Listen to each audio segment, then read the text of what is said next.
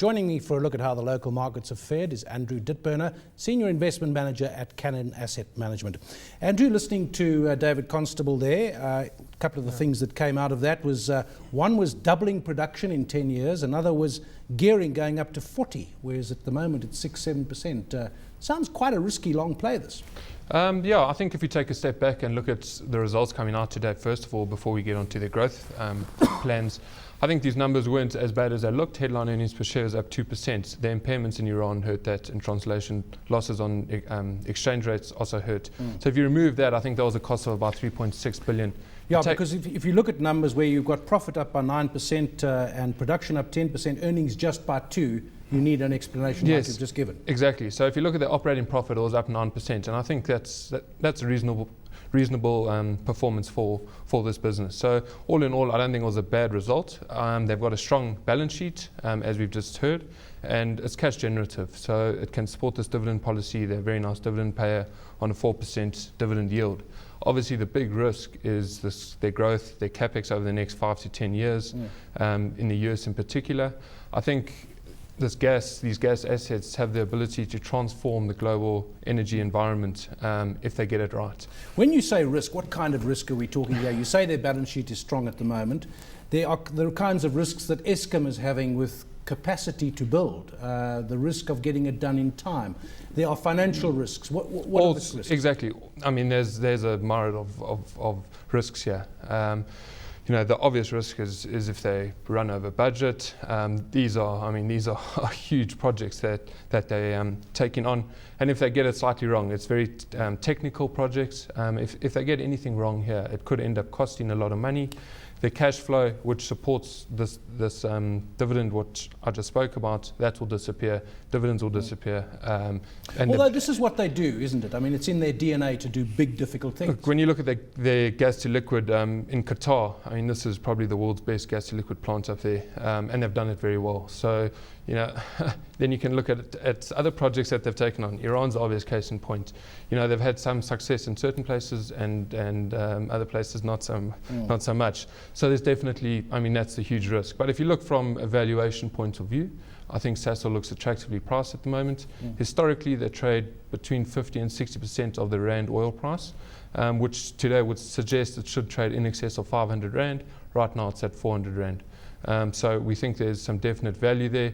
However, this is a long-term play. If you look at their earnings, it's almost perfectly correlated to the South African oil price. So in the short term, you know, obviously with what's going on in the developed world, the highly indebted Europe and the US, you know, oil could come back. But I think a longer term, if you have a longer term view rather, I think, you know, there's good reason to own Sasol. Just watching David Constable there, it struck me he's settled into the company now, succeeding Pat Davies, who was there for quite a few years. The market likes him? Yeah, relatively unknown, I think, when he started, but he seems to have settled in very well. Yeah, and definitely no concerns from us. We are shareholders, and I think the market as a whole tend to like him. Let's look at two other fairly large companies that have reported today. One is Sasfin Holdings. We saw Roland Sassoon there a little bit earlier. Nice results. Profit up 20%, headline earnings up 22%, dividends up 22%. Now, there are quite a few companies that have had strong dividends recently. With Sasfin, he made a point in that interview earlier. He said, if a big bank loses 1% market share, that can mean a 10% increase for us because we're smaller. Yes, exactly. I think that's the beauty of being a small business in this environment.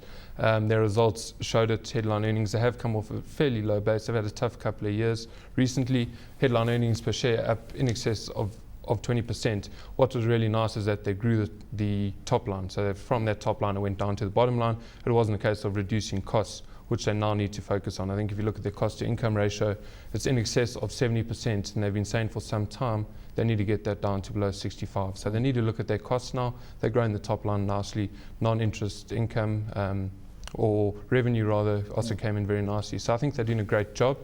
Yeah, they just need to watch their costs. He's also talking about growth in East Africa. Alicia couldn't get out of him exactly where. They obviously haven't said anything yet, but that's prospect there for growth beyond South Africa. Yeah, it's the first I've heard of it. I didn't see it mentioned in the results today, just listening to the interview before. You know, obviously the obvious place for South African companies to grow is into Africa.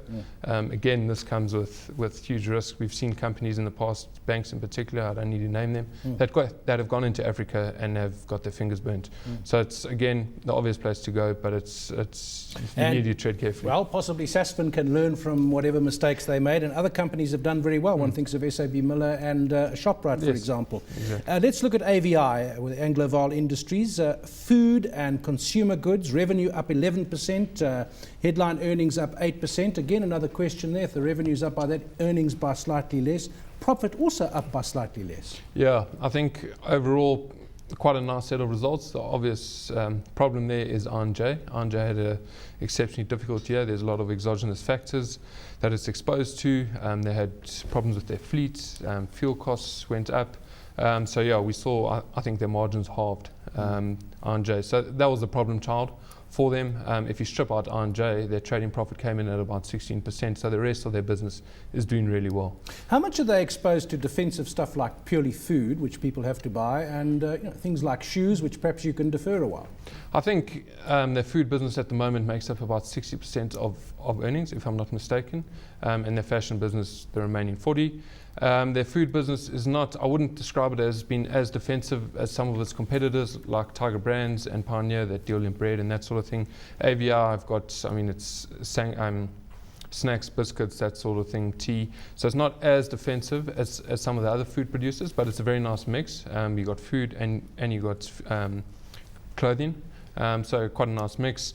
They're not too exposed to the rand. R&J is an exporter. They need imports for their food. So they've got a bit of both there. So rand weakness helps R&J. Rand strength helps their food business. So they're not too exposed there. It's a very nice. They've got a strong brand. And their food, their fashion business has very nice earnings momentum behind it. So I think all in all, it's a balanced company in many ways. Yeah, it's just looking, I think at the moment on a PE of 17 is probably a little bit expensive. A little bit high, yeah. Just a quick comment on the market as a whole, up 0.5% today. And I was just looking at 3 months ago, it was at 38,500. 6 months ago, it was at below 36,000, and it's now touching 41,000. Yeah, it's going to go on. It's been a very strong run, I think, over the last 6 months, in particular. If you look towards the end of July, we've just, I suppose, we're coming towards the end of our earnings season at the moment. All the companies that had results or year ends in December, and there's been a mixed bag. I think we're not going to see this market re-rating at the moment. The market as a whole is on a P of about 17 times, which is quite pricey. Again, quite high. If you look through the cycle, it's slightly more attractive, but this is definitely a stock picker's market at the moment.